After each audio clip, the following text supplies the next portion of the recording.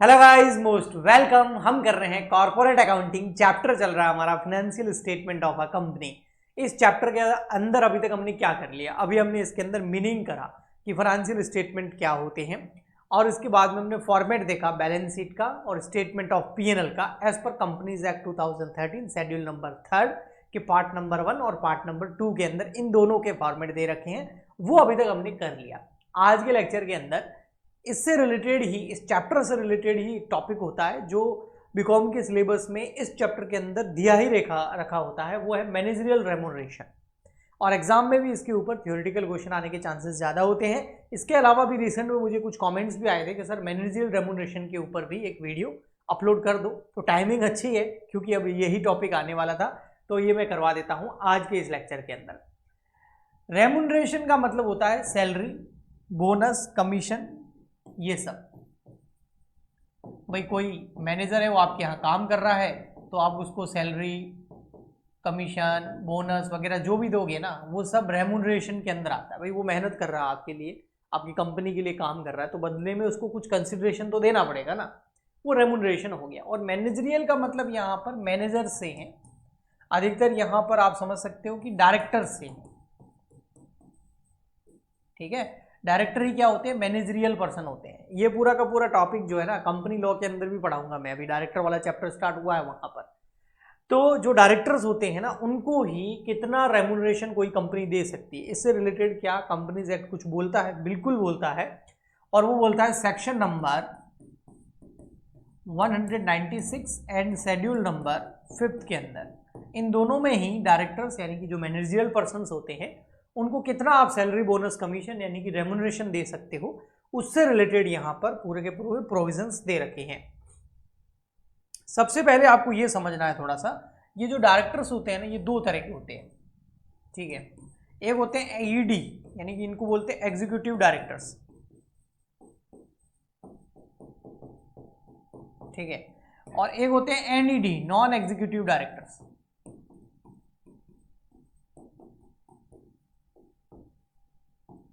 ठीक है, ओके। अब ये कौन होते हैं ईडी? ये होते हैं आपके जैसे मैनेजिंग डायरेक्टर हो गए, होल टाइम डायरेक्टर हो गए, मतलब जो आपकी कंपनी के अंदर डे टू डे वर्क में काम कर रहे हैं, लगे हुए हैं फुल, पूरी कंपनी यही ऑपरेट कर रहे हैं, यही चला रहे हैं, क्योंकि डायरेक्टर एम्प्लॉय होता है ना कंपनी का, यही तो चलाते हैं, इनको बदले में सैलरी, बोनस, कमीशन यानी रेम्यूनरेशन मिलता है। ये ऑनर थोड़ी होते हैं कंपनी के डायरेक्टर्स। ओके, तो एनईडी जो हो गया नॉन एग्जीक्यूटिव डायरेक्टर, ये डे टू डे नहीं आते हैं, ये ओनली जो है, जो आपके ईडी होते हैं, एग्जीक्यूटिव डायरेक्टर होते हैं, उनको गाइडेंस देने के लिए आ जाते हैं, या बोर्ड मीटिंग के अंदर आते हैं, बीएम के अंदर आते हैं, ये बोर्ड मीटिंग में आते हैं ओनली।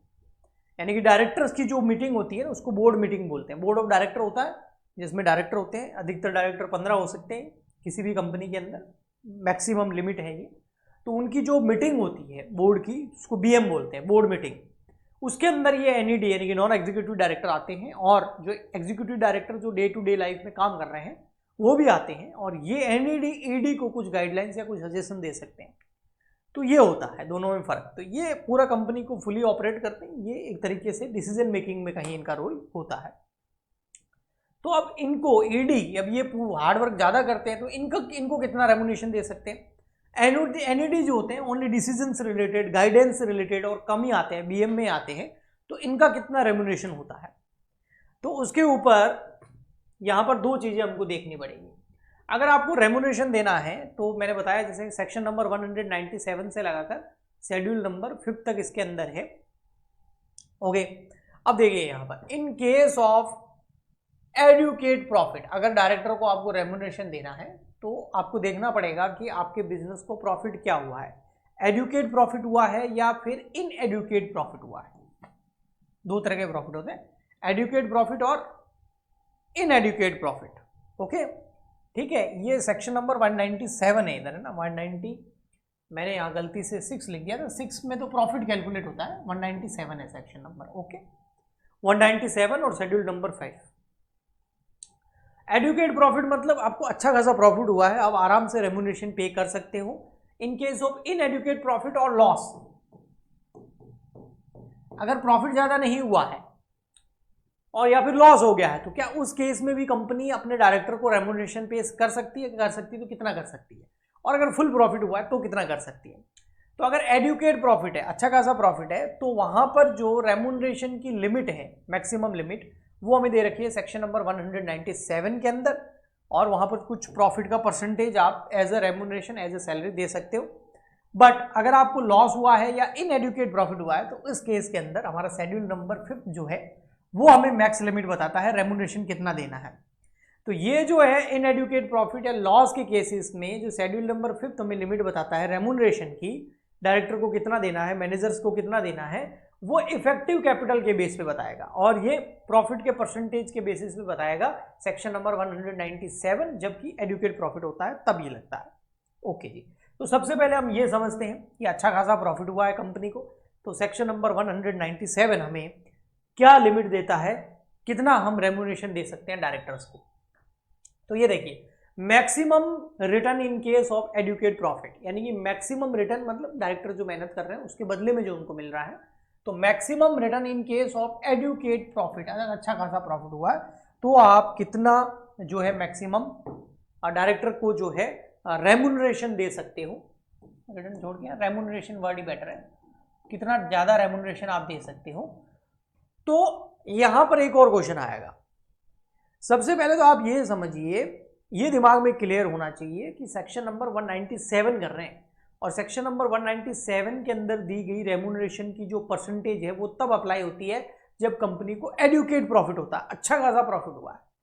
तो सेक्शन नंबर 197 हमें बताएगा कि कितना रेम्यूनरेशन दे सकते हैं।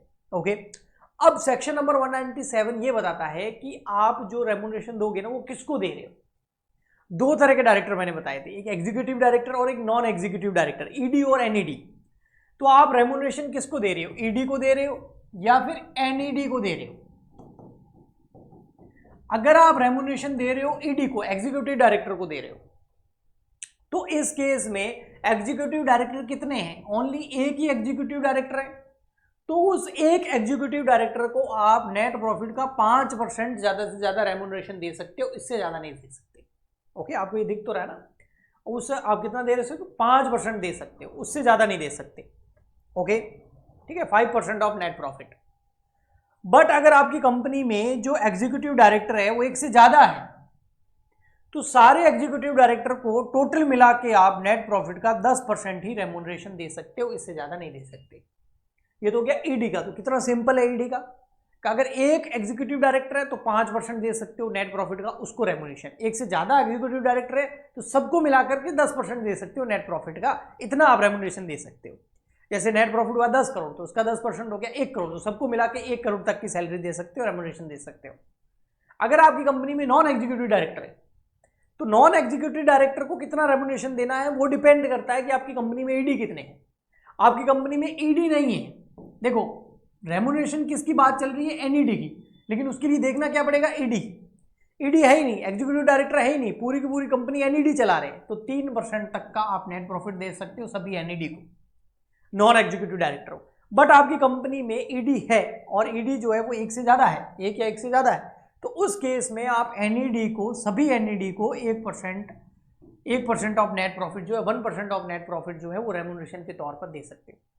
अब यहां पर कोई भी कॉम्बिनेशन ले लो, ओवरऑल 11% से ज्यादा नहीं दे सकते, या तो ये 10% ले लो, ये 1%, 11% हो जाएगा। ओके, तो 11% से ज्यादा नहीं हो सकता। ईडी और एनईडी दोनों को मिला करके टोटल जो कंपनी का प्रॉफिट है उसके 11% से ज्यादा आप रेम्यूनरेशन नहीं दे सकते। ओके, ये तो हो गया सेक्शन नंबर 197 जब एडुकेट प्रॉफिट हो।